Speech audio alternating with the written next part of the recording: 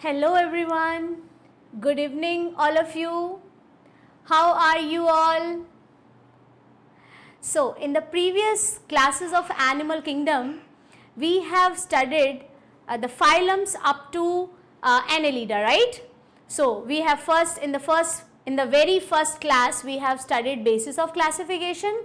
Then we have gone through some of the phylums like Porifera we have done. After Porifera, Coelenterata. After Coelenterata, Ctenophora is there, right? So these three phylums we have discussed in the first class, after the first class, that means in the second class, right? And then after Ctenophora we have studied Platyhelminthes, Aschelminthes and Annelida, right? So till now we are done with 6 phylums of animal kingdom, and today we are going to study the next 2 phylums. Those are Arthropoda and Mollusca. Alright. So today in today's session we are going to understand the phylum Arthropoda and Mollusca, right? So let's start first with the phylum Arthropoda, everyone. So now the very first thing about phylum Arthropoda is, arthro means what? Arthro means jointed, joint, right? Arthro means joint. Here arthro means joint,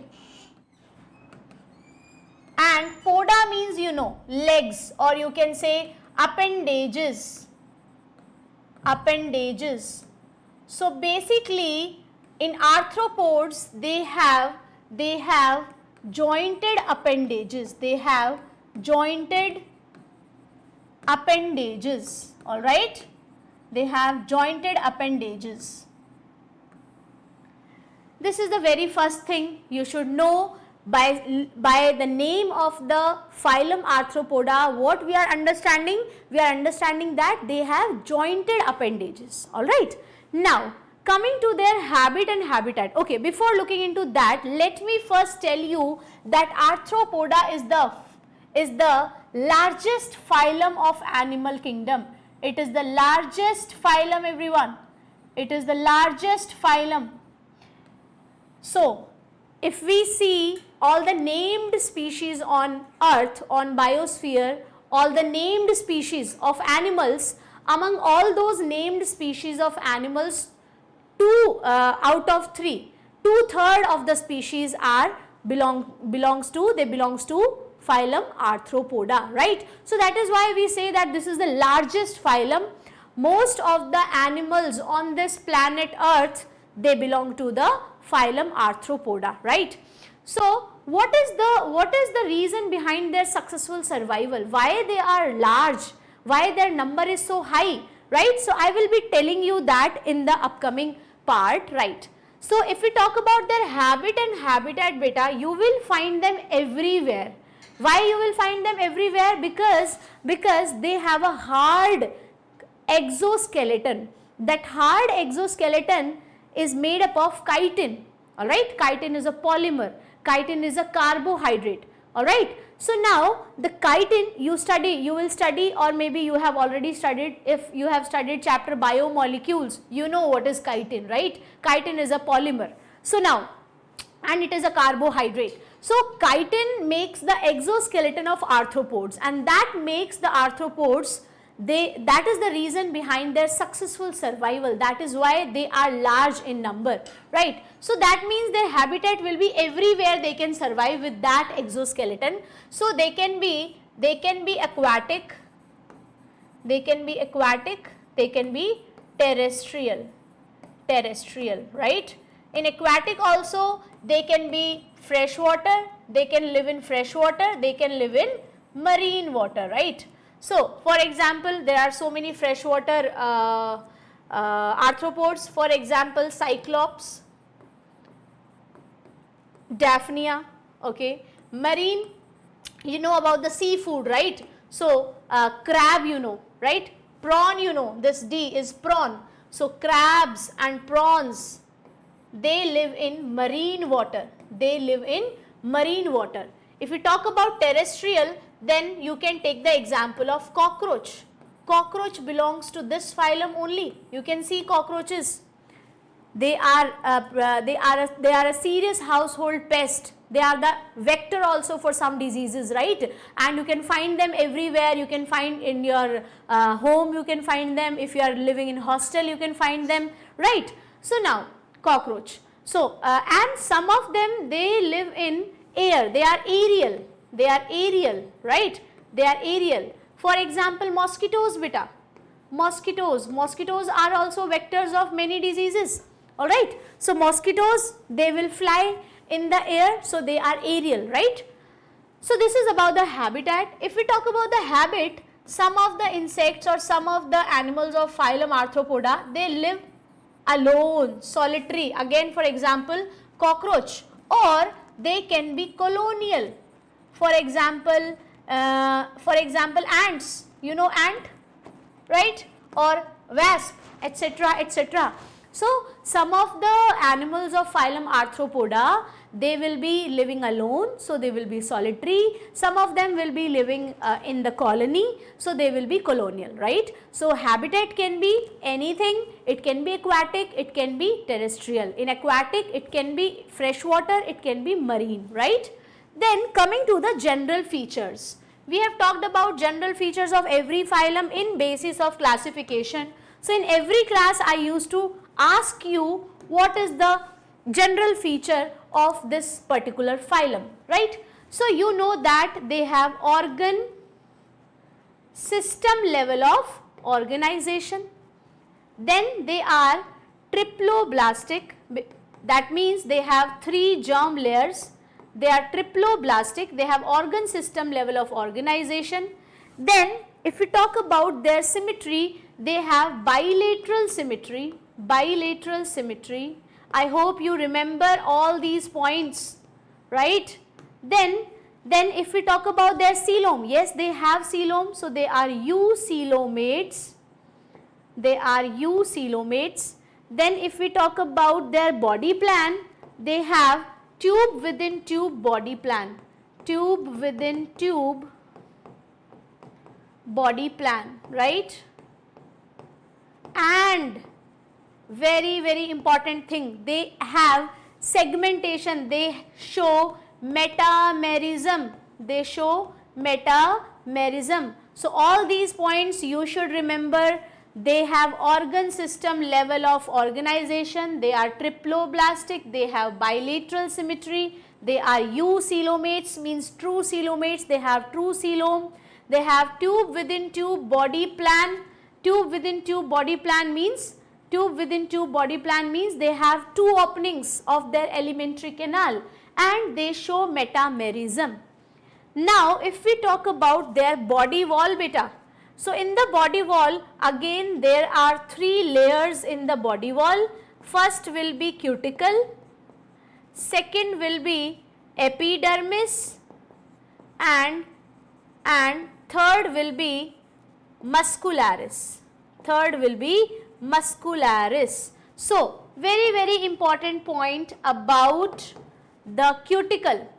The cuticle is made up of, it is made up of chitin, beta.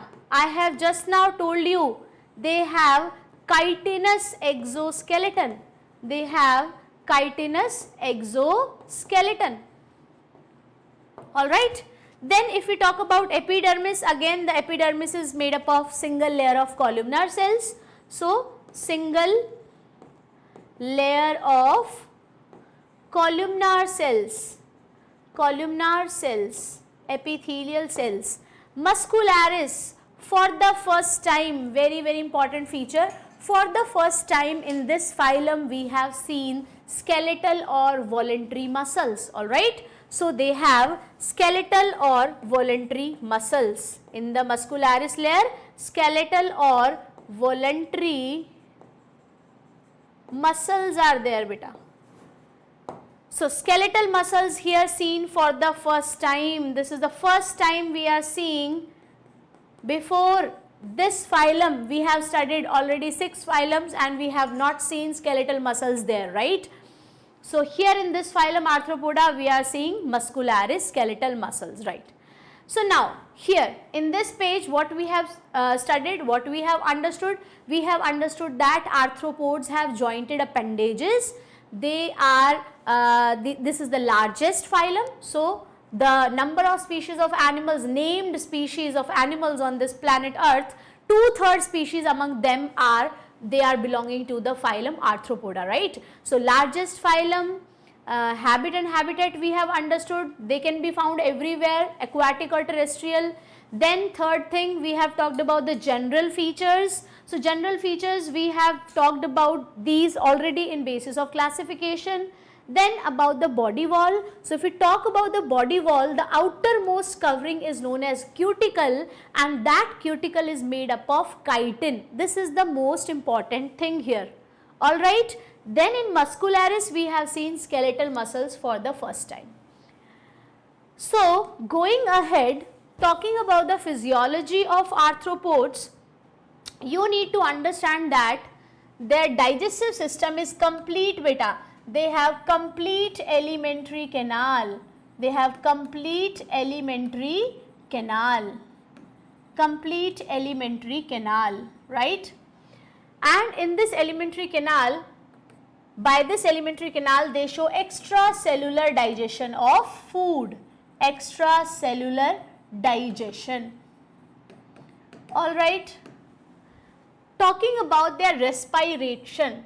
So they have different respiratory organs. I have told you already that they can be found on land and in water, right. So on land they will be having different respiratory organs, and in water they will be having different respiratory organs, like, right. So you will find different types of respiratory organs here. So let me tell you, different types of respiratory organs are, they are telling you 4 respiratory organs. First of all, gills. Gills and book gills. These are for the aquatic forms, right. Then there is book lungs. So whenever there is lungs, that means it is for the terrestrial animals. And then there is very important system, that is tracheal system, right. Tracheal system. So these all are the respiratory structures: gills, book lungs, tracheal system, right. These are mentioned in NCERT. You have to remember that gills are present in limulus beta. What is limulus? Limulus is king crab. King crab. Limulus is king crab. I will be telling you, it is written in the examples that this is a living fossil beta. Living fossil. What is a fossil? Fossils are dead remains. Dead remains of the animals or plants which have already, they are not present now, they are dead. So dead remains, we are finding all these dead remains in the sedimentary rocks. Okay, so we are studying the fossils to understand the evolution, right. But here we are using a term living fossil. What is the meaning of living fossil? Living fossil is different than normal fossil. So basically this has not undergone any change. That is why it is saying this is a living fossil, right. It is a living fossil. So living fossil. Living fossil. So limulus is living fossil. Now coming to the book gills. Book gills are found in crabs and prawns. Book gills are found in crabs and prawns. Crabs and prawns, right. Crabs and prawns are included in the class crustaceans. So sometimes they will ask in the crustaceans which type of respiratory organ is present. So you will tell book gills, right. Coming to the book lungs. Book lungs are present in spiders and scorpions beta. Spiders and scorpions. So spiders and scorpions are included in the class arachnida. Arachnida. So they are arachnids. Alright, so sometimes they can ask you that in arachnids which type of respiratory structure is present, in crustaceans which type of respiratory structure is present. So you have to remember this, particularly Then tracheal system is present in the largest class, that is Insecta. Arthropoda is the largest phylum. In this phylum there is a largest class, that is Insecta or Hexapoda. So tracheal system is found in insects. In insects, insects belongs to the largest class. Insects belongs to Insecta or Hexapoda. So this Insecta or Hexapoda, beta, this is the largest class of this phylum. Largest class of this phylum. This is the largest class. Largest class. Alright. And beetles, their order is largest. Alright. So you don't have to go in that much detail. Coming to the circulation. You will tell me what is the circulation here. So the circulation is open type or closed type, everyone? It is open type. Open type circulatory system, everyone. You have to remember, open type circulatory system means the blood will flow into the open spaces in the body, and these open spaces are known as hemocoel or sinuses, right? So I can write simply here that hemolymph is their body fluid. Why we are not telling that they have blood? Because in our blood we have respiratory pigment. In this hemolymph there is no respiratory pigment. That means it is colorless, right? So hemolymph is present in hemocoel. Hemocoel is the cavity and hemolymph is the fluid, is their body fluid. Alright. Now what else you need to understand in the circulatory system? That they have dorsal heart. They have dorsal and neurogenic heart, beta. Neurogenic heart. This is their heart. Alright. Or else I can make it here by using this. Yes. Neurogenic heart. Alright. Neurogenic heart. Now coming back. So excretion. Talking about excretion. Their excretion. How the excretion is being done. So a very important structure is given in your NCERT that you have to remember. That is Malpighian tubules, beta. Malpighian tubules. Malpighian tubules. You will understand them in detail when you will understand cockroach. When you will study cockroach, then you will see where these Malpighian tubules are present, how many in number, what is their color, how they are helping in the removal of uric acid. In the insects, the excretory waste product is uric acid. Alright. So how they are converting the waste into the uric acid, that all you will understand. But here you just have to remember this structure, Malpighian tubules. Apart from this structure, they have coxal glands. Apart from this structure, they have coxal glands. Apart from coxal glands, they have one more structure, that is antennary glands. Antennary glands. Antennary glands or green glands. They are also known as green glands. So why they are known as green glands? Because they are green in color. Because they are green in color. That is why I am using green color here. And they are present on their antenna. So that is why they have antenna. Antenna are sensory structures, right, coming from the head part. So they are present on the antenna. That is why antennary or green glands. Talking about their nervous system next. So their nervous system is a typical non-caudate type nervous system. Double solid ventral nerve cord. Double means two, solid means it is not hollow from inside. Double solid ventral means it is present on the ventral side of the body. Alright, nerve cord. And this nerve cord also has ganglions, right? I have told you already ganglions. Talking about the sensory control. So they have so many receptors, beta. They have eyes. Two types of eyes are found in them. They have simple eye and they have compound eye. So the compound eye helps in the vision, helps in the vision beta. Then apart from eyes, they have antennae. They have antennae. Antennae acts as tactile receptor. Antennae acts as olfactory receptor. Alright, olfactory receptor. So etc. They also have statocyst. Very, very important. Statocyst. They have statocyst. So let me write statocyst also. Statocyst. And you know, in the previous phylums also I have talked about statocyst. Where I have talked about statocyst, everyone? In the coelenterata, in the ctenophora also, right? So in the coelenterata phylum I have told you they have balancing organ statocyst present on the tentacles. In coelenterata we have seen so many tentacles, right? So they also have statocyst. Statocyst helps in the balancing, right?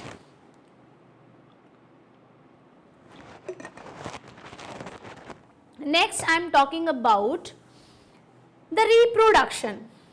Alright, so what you need to understand, reproduction is sexual in them, mostly sexual, alright, sexual mostly. But when you will see honeybee, in honeybee a special type of reproduction is also seen, and that is known as beta parthenogenesis. Have you heard of parthenogenesis? Anyone? Tell me in the comments. Okay, Raja Kumari Komu. No beta. No beta. Alright.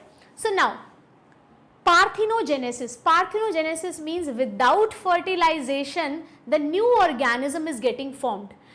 Do you know that in honeybees there are 3 types of honeybees are there? Honeybee is a polymorphic animal beta. So there is queen, there is drones, and there are workers. These 3 types of honeybees you will find. So if you know, drones are haploid organisms. Haploid organisms, that means they are directly formed from the unfertilized eggs. So without fertilization, if the new organism is getting formed, then that type of reproduction is known as parthenogenesis. So you can write it here, parthenogenesis is without fertilization, without fertilization. And the example you can write, it is seen in honeybees, it is seen in honeybees. Now what you have to remember next? Next you have to remember that they are mostly dioecious. Dioecious means unisexual, sexes are separate in them, so mostly dioecious. Alright, then usually internal fertilization, is given in them. And then if we talk about the development beta, so it can be direct or indirect. Development can be direct or indirect. This is what written in NCERT, and this is what you have to remember. So now I want to tell you something. In the last class, in the last session, we have discussed about Ascalminthes, right? In Ascalminthes also I have told you that they show sexual reproduction, they are mostly dioecious, but by mistake I have told you that they are mostly external fertilization. No, there is also the same thing. There is also mostly internal fertilization beta. It was maybe a slip of tongue. So it is internal fertilization. In Ascalminthes also you see sexual dimorphism. In this phylum also you see sexual dimorphism, right? So sexual dimorphism is seen in them.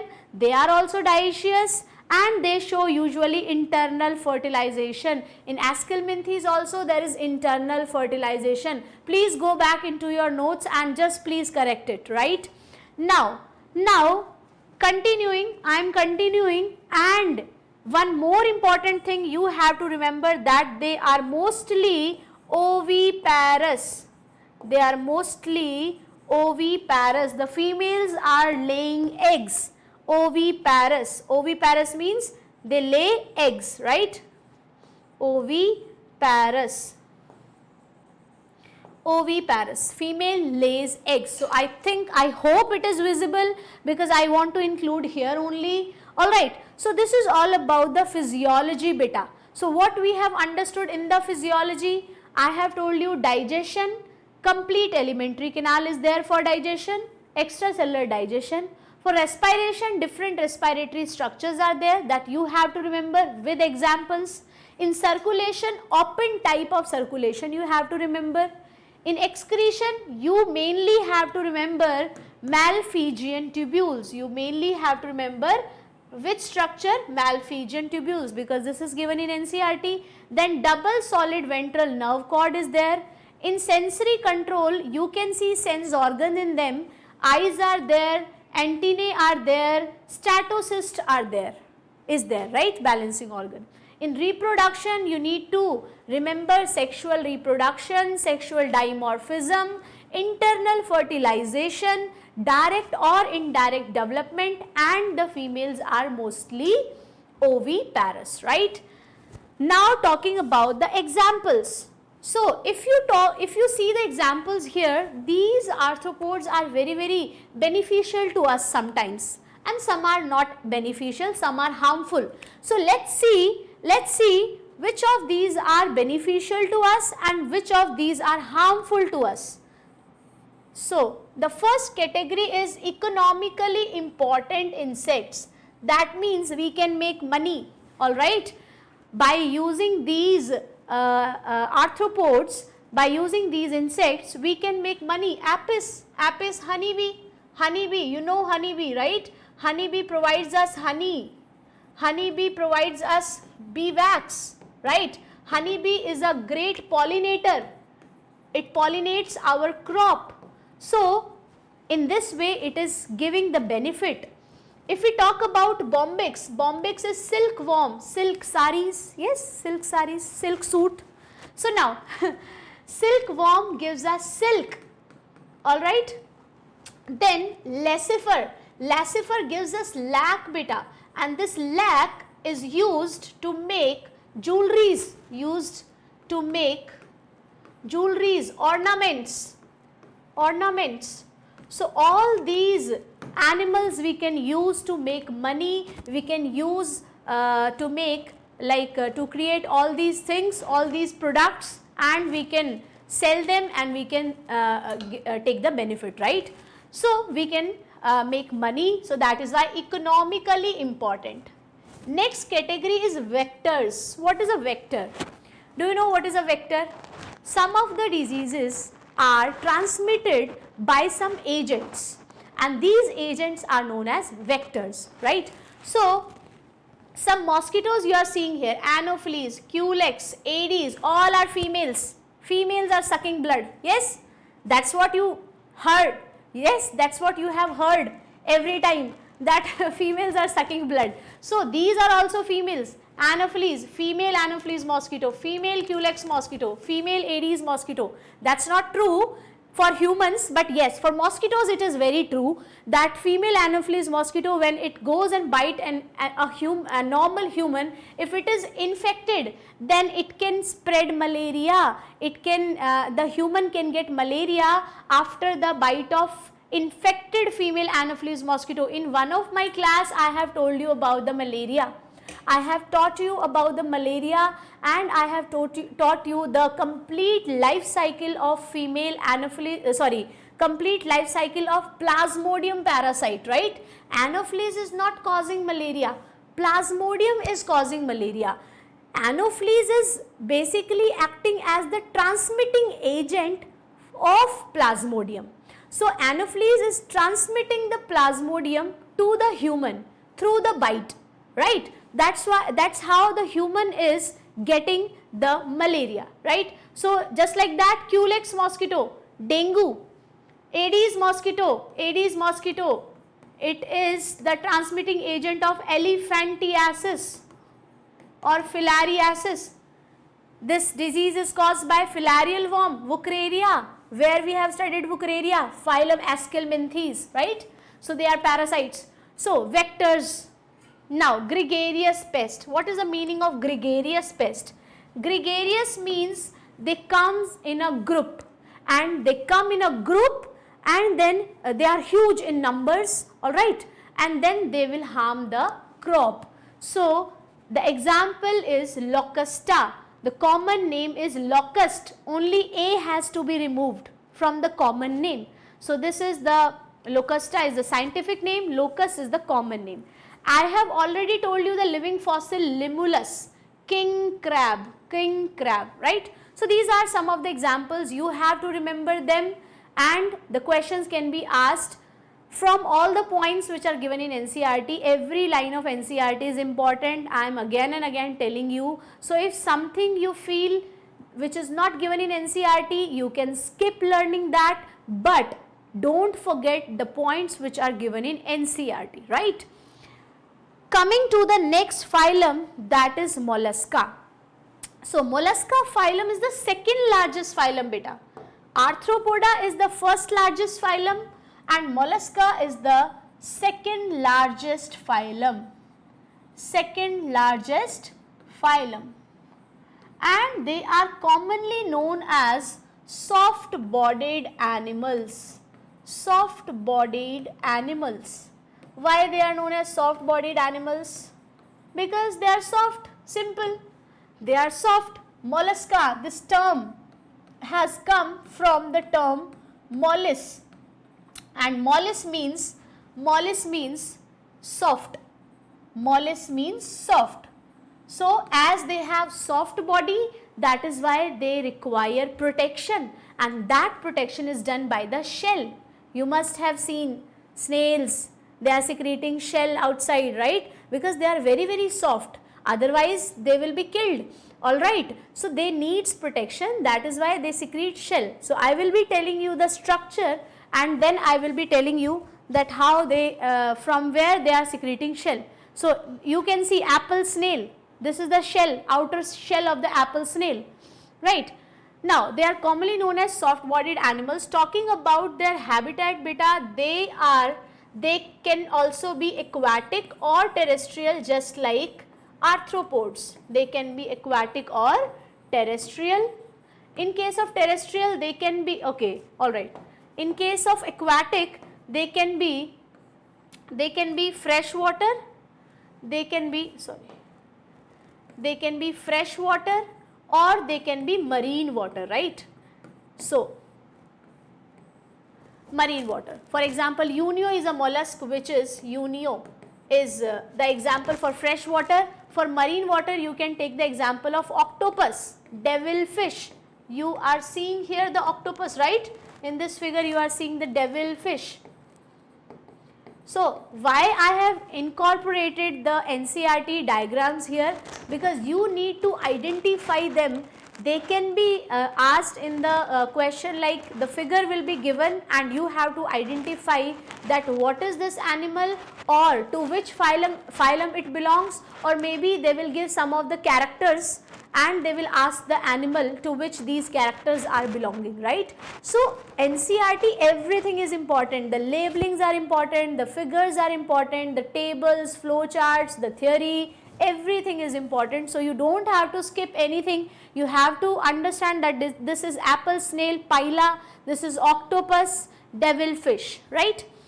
Now, coming to the general features, I think you know.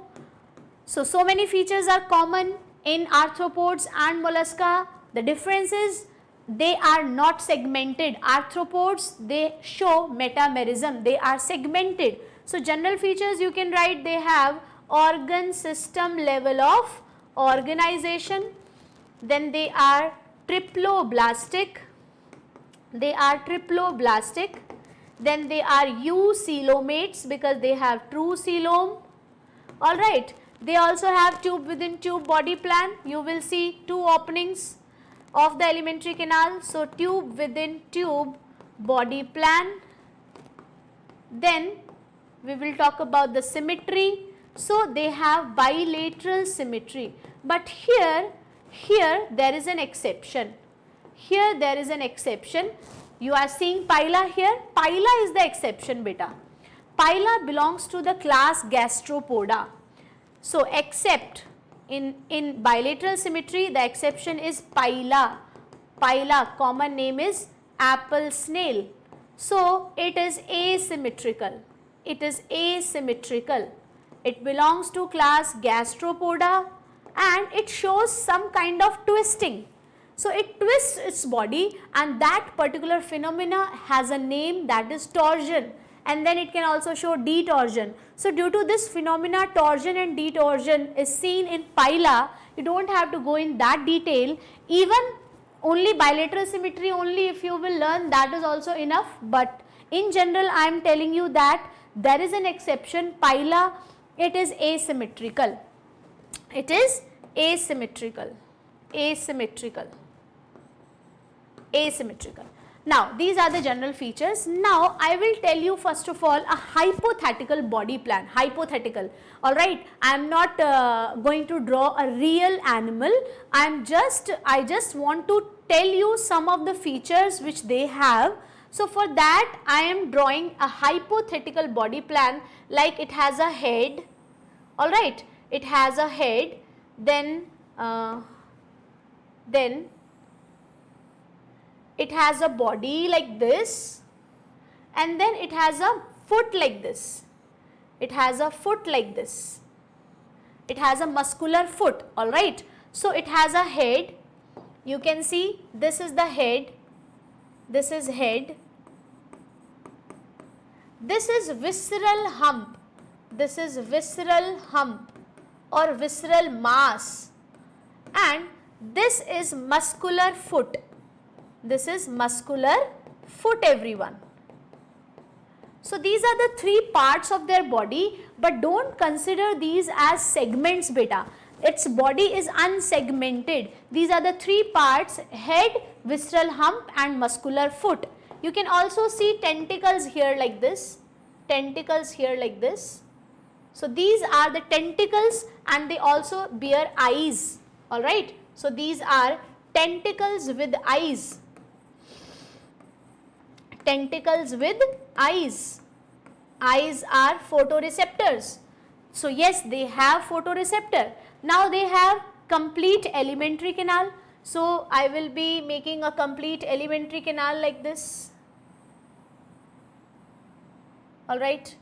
This is their alimentary canal. So they have mouth, they have anus.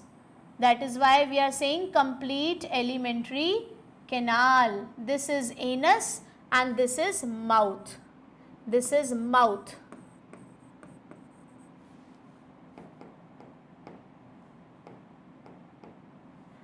This is mouth here.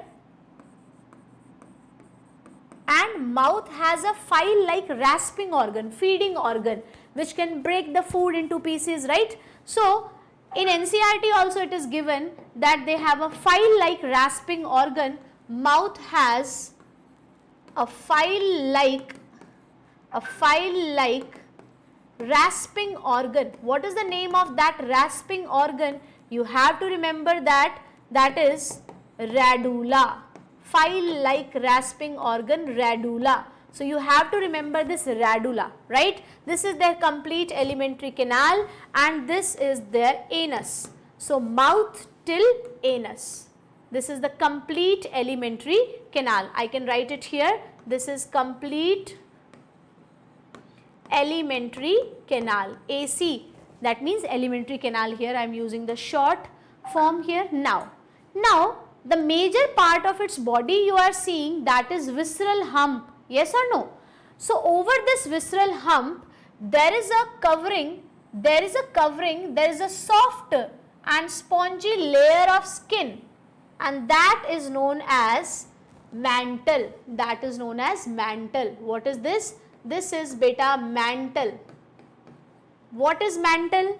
I am writing it here. What is mantle? Mantle is soft and spongy layer of skin. Soft and spongy layer of skin. Alright. Then this mantle, in between the mantle and visceral hump, you can see that there is a mantle cavity. This is the mantle cavity. This is mantle cavity. Right. So where is this mantle cavity is present? It is present between mantle and visceral hump. Mantle and visceral hump. Now let me tell you that what is the function of mantle. Mantle secretes shell. So that means it helps in protection. It helps in secreting shell beta. So there will be shell. Above this mantle there will be shell. So let me just draw the shell also here. So shell. Alright. So this is shell beta. This is shell. This is shell.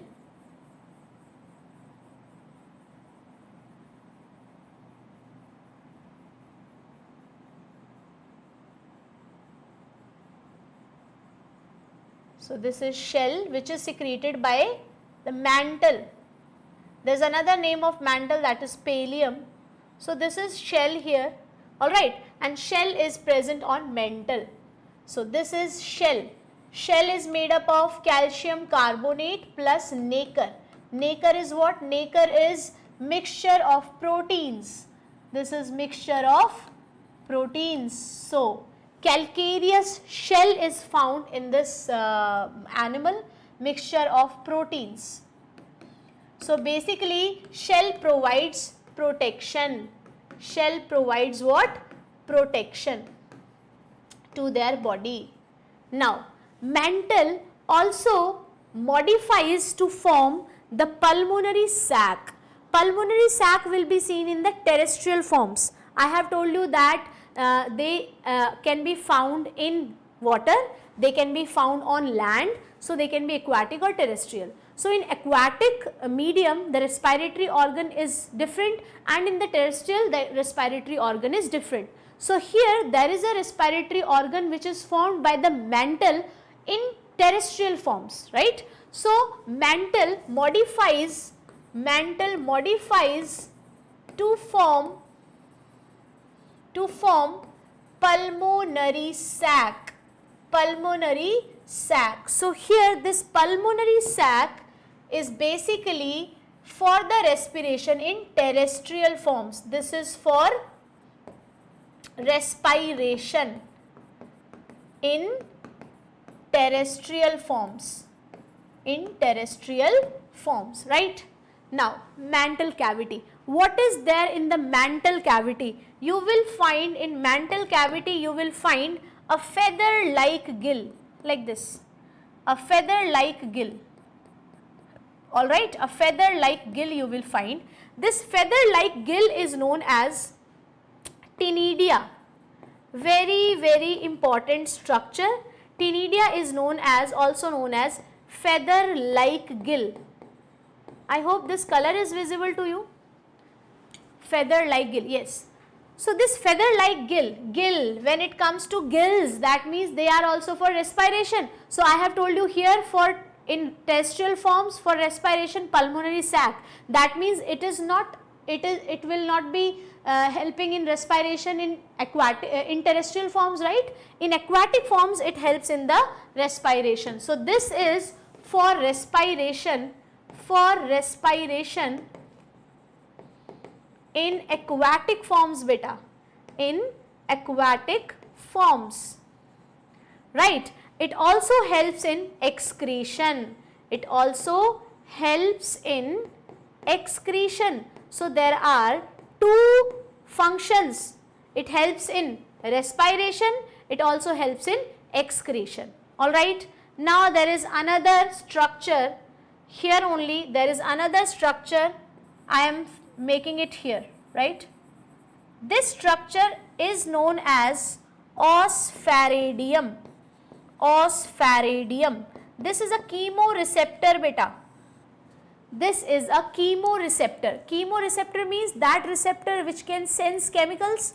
So it helps to sense or to check the chemical nature of water, because so that it will be found in only aquatic forms, right. Osphaриdium will not be found in the terrestrial forms, because it helps to check the chemical nature of water. When the animal is present in water, in that animal only osphaриdium is present, right. So osphaриdium is a chemoreceptor in aquatic forms, and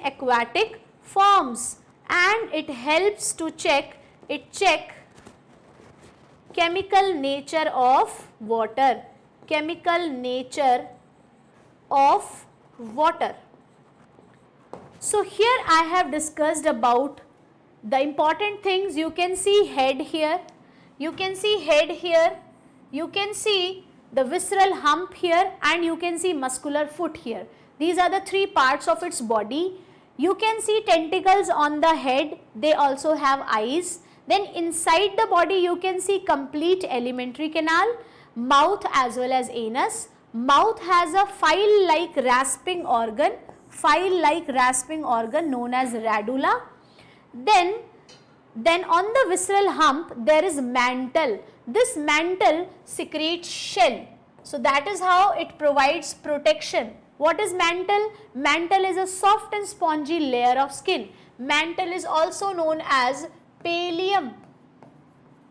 So it is pallium or mantle. In between mantle and visceral hump there is a mantle cavity. So I have written mantle cavity is present between mantle and visceral hump.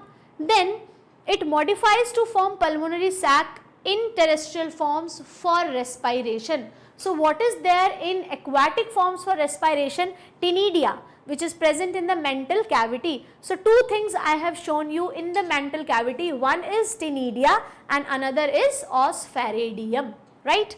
Osphaeridium is a chemoreceptor found in aquatic forms which checks the chemical nature of water. So many things you have understood for respiration, for digestion, right? So let us now talk about the physiology, which is going to be very easy now. Now you know that for digestion they have complete alimentary canal, and in this complete alimentary canal they have radula, right? File-like rasping organ, radula they have. Then extracellular digestion will be shown. Extracellular digestion, all right, extracellular digestion. Now talking about the respiration, I have told you for respiration they have ctenidia, which is feather-like gill, and they have pulmonary sac. Pulmonary sac. Pulmonary sac is present in terrestrial forms, and ctenidia is present in aquatic forms. It is present in both aquatic as well as terrestrial, but it helps in respiration in aquatic forms only. It helps in excretion in both the forms, right? In terrestrial as well as aquatic. So in aquatic, ctenidia is present in aquatic forms, right?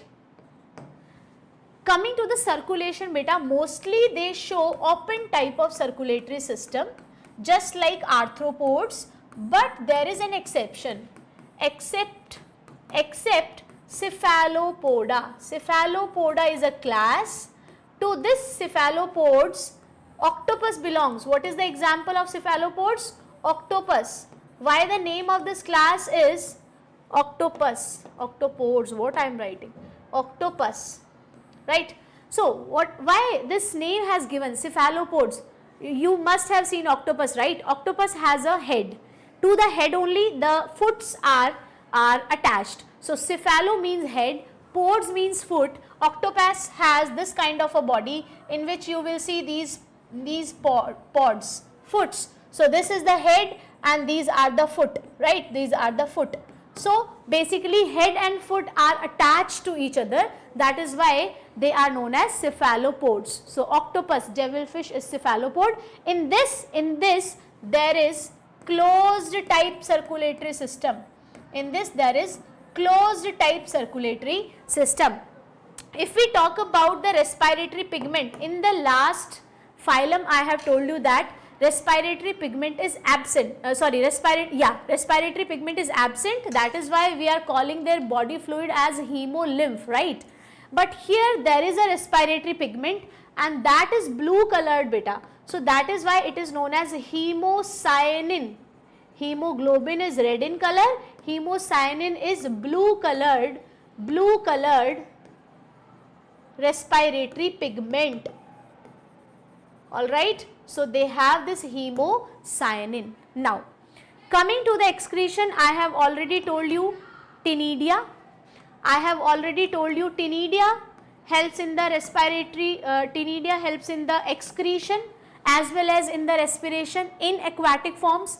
What else is there apart from Ctenidia? They have organ of Bojanus, they have, and they also have Keber's organ. All these organs are helping in the excretion beta. In the removal of the metabolic waste, they help in excretion.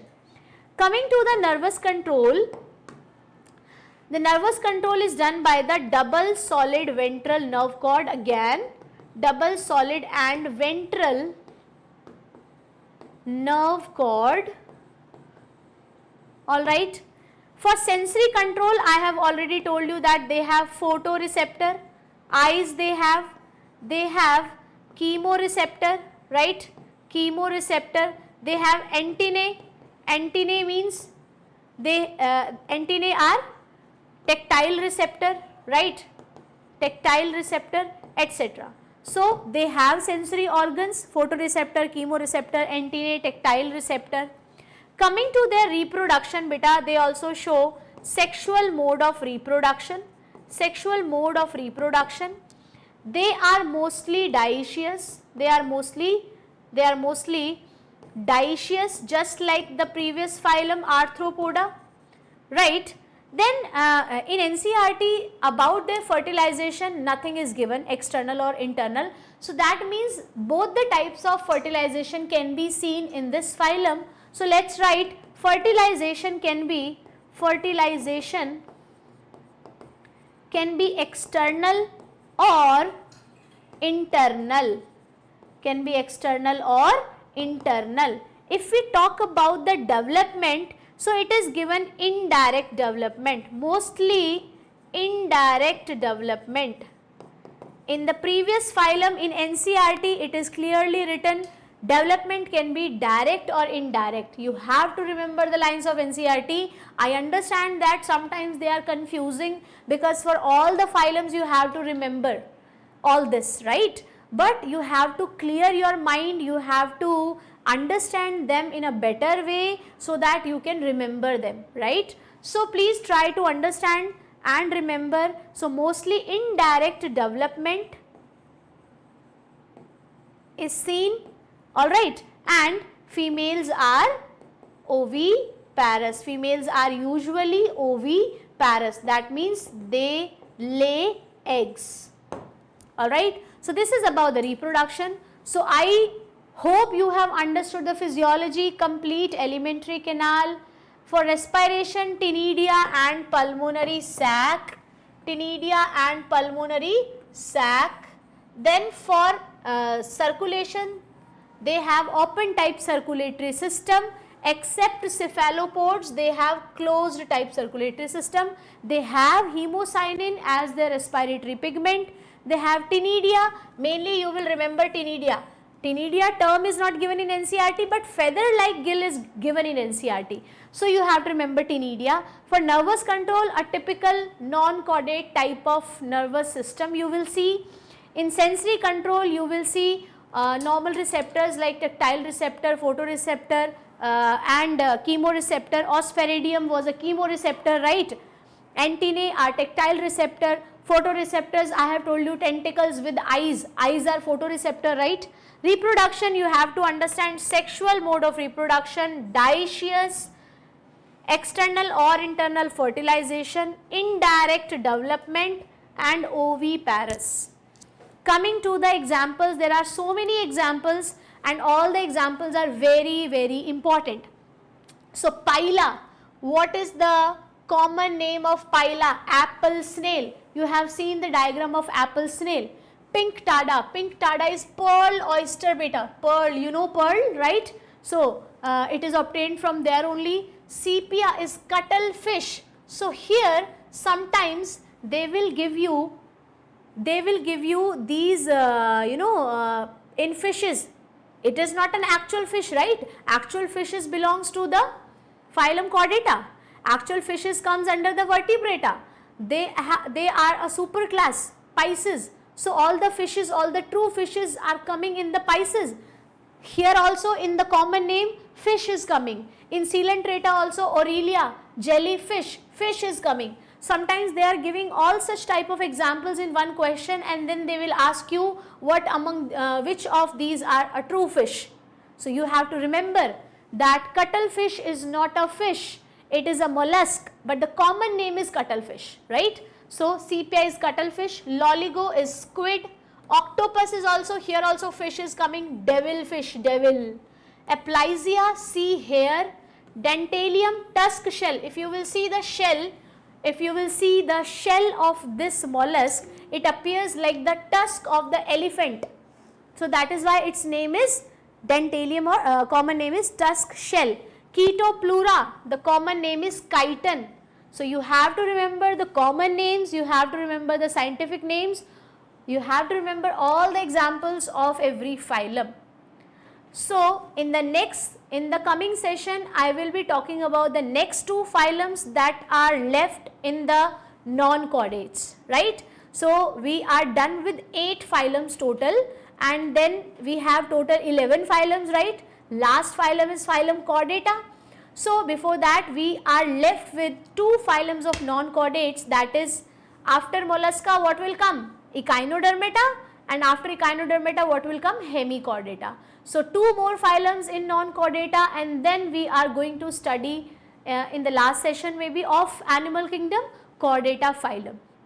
So please stay tuned, and if you have not watched the previous phylums video, please go to this channel and just check out all the videos so that you can understand the animal kingdom in a better way, and just stick to NCERT, just follow the points of NCERT, try to remember them, alright. So see you in the next session, and the next session is going to be about Echinodermata and Hemichordata, alright. So all the best for your preparation, see you soon, alright, bye bye, take care, God bless you all.